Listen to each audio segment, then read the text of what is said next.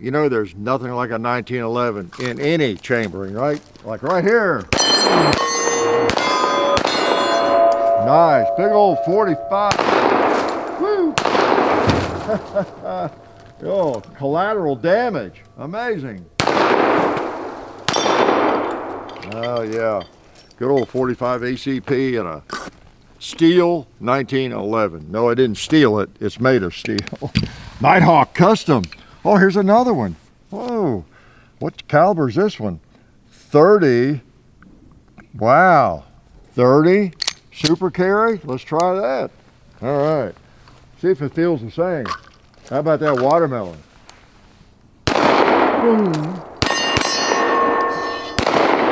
How about the gong? He feels neglected already. Boy, it gets there fast, doesn't it? How about a pink 2-liter right here? Nice. Oh, seemed to have more shots, didn't it? Well, that's what this is about. We're gonna have a little fun. Happen to have a Nighthawk Custom in both 45 and one in 30 super carry. Oh boy, aren't I a lucky dude. Nighthawk Custom is famous for, you know, one gunsmith. If you're not familiar, look at our video on this. The one person builds that gun and stamps their initials on it, I think on the inside, but on every gun they're responsible for it, and it's checked by other people, as I understand, you know, extensively as they're building, but one person fits that gun. Okay, so they're really a nice custom gun shop, no question about that. I think everybody knows that, and there's a lot of good custom gun makers out there, but they're one of the top tier, as we all know. So you got 9mm 30 super carry, and I'll let you guess what that big old fat one is.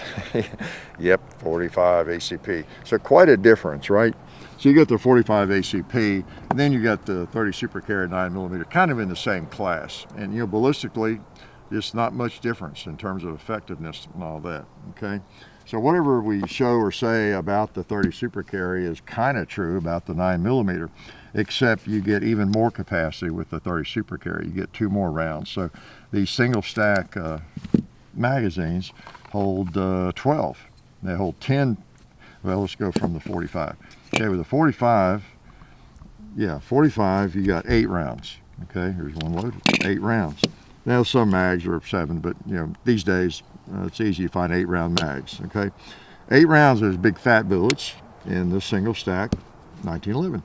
If you go to 9mm, as many of you know, you up that by a couple of rounds, they'll hold 10 rounds. And I remember back when I got into action shooting, that kind of thing, in the late 80s, there were people shooting a 9mm, not many, there were a few, shooting a 9mm 1911 for the capacity to get 10 rounds instead of 7 or 8.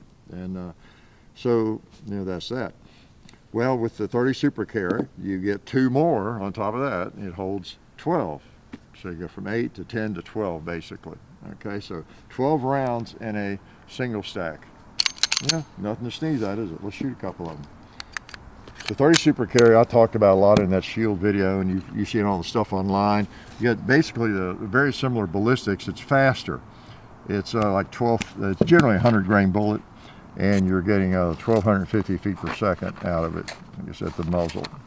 Yeah, 1250. Okay, 100 grain bullet, and they're in this, and I think almost all the practice ammo is the same. You know, same weight bullet, 100 grains, 1250 feet per second. So this HST is going to feel the same. Don't let me forget to shoot some of it too. I'll put some in the mag. I'll open it so I don't forget.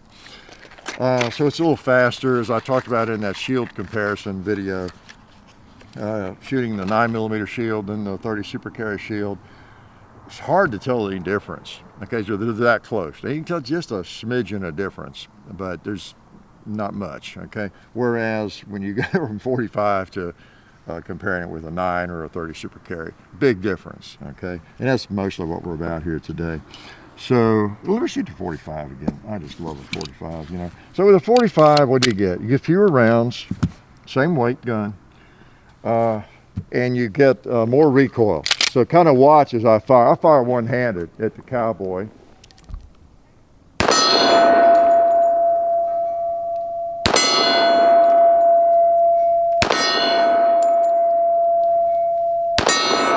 Okay, I'm gonna put the safety on, lay it here. Now I wasn't exaggerating, I was just kind of a firm grip, but not trying to anchor it down, and just let the gun kind of do what it does with a firm grip. I'll shoot the same weight gun essentially. Let's try 30 Super Carry. And a 9mm would be about the same. Okay, so get the same grip.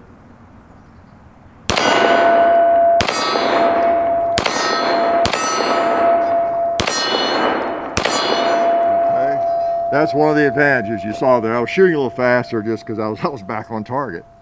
Okay, let me reach out a little bit. Gong again, or how about a buffalo? I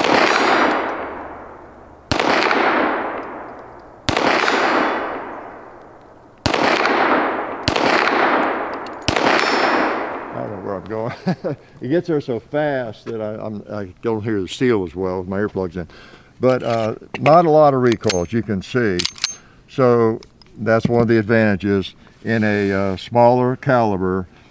You know, when you go from 45 to a 9 or 30 Super Carry, is much lighter recoil. Okay, I'll tell you something else you get is an easier spring, right, to rack. I know that's important to some people, right? That's why you have the Shield EZ and other firearms like that. Much difference in racking that slide, okay, compared, you know, this one. I'm trying to get it unloaded. Okay, yeah, a lot more force. Now it's not hard, but it's a lot more force. I mean, it's like twice as hard, I would say.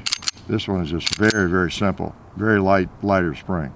Okay, that could be a big advantage for a lot of people. Okay, so in terms of differences like that, the capacity, 12 rounds versus 8 in the magazine. So you got 12 plus 1, what would that be total? 13, yeah, 13 rounds, 12 plus 1. Here you got 8 plus 1, okay? You've got less recoil, much less recoil. Quicker follow-up shots on target.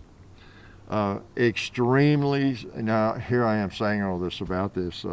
I don't own a 9mm 1911 or 30 Super Carry, of course, but they are sweet to shoot. I'll have to say, John had one for a while. I think he traded it off or sold it, and that was a Dan Weston, I believe, and it was really, really, or maybe another brand, really nice to shoot. I mean, you just, boy, like this.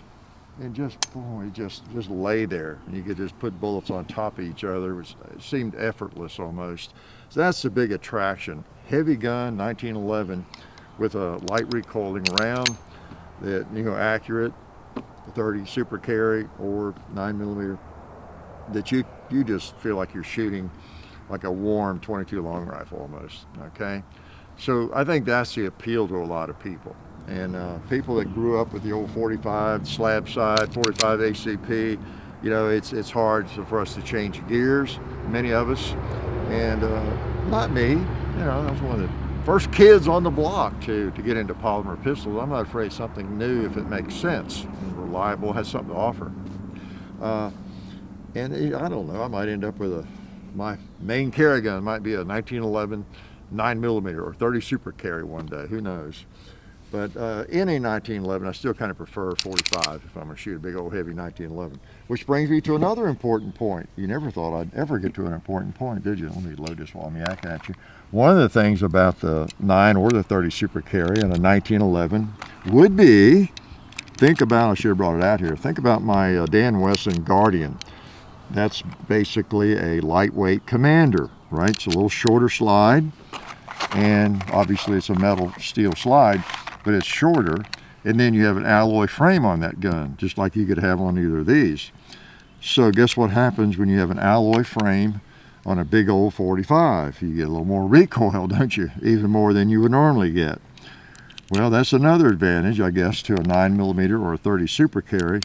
You could pick yourself up a, I don't know if Nighthawk Custom makes one like that yet, probably, and 30 Super Carry, probably not yet, maybe.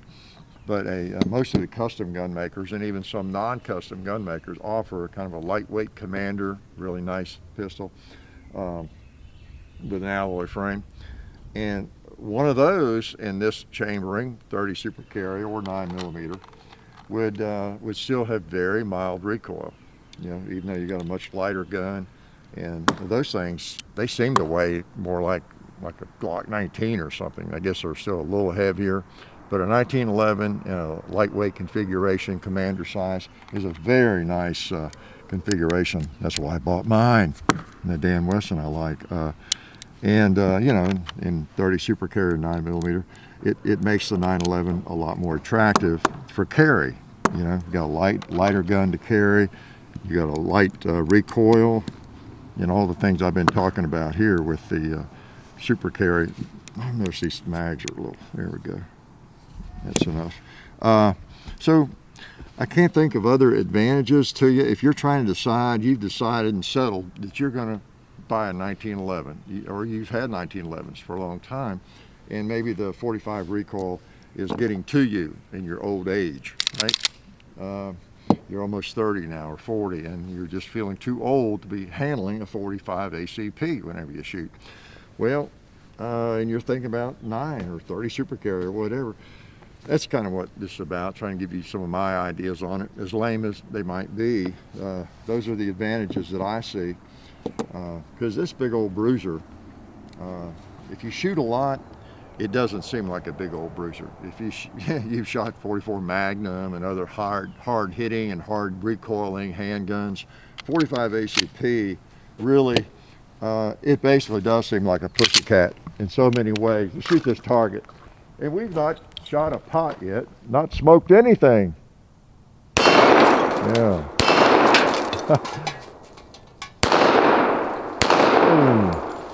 Yeah, pretty nice. Oh, I know what let's do. Let's save a round for the buffalo. Is that what I was hitting that wasn't falling? It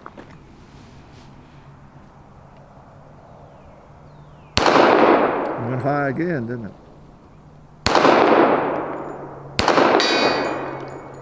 Well, that didn't knock it over either. I think I hit it once. I think it must be set hard today. We'll try it again. I think we'll try the super carry. Let's give the super carry a chance to be a hero. All right.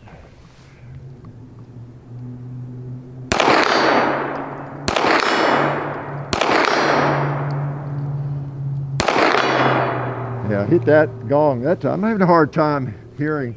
Hate to take my ear out.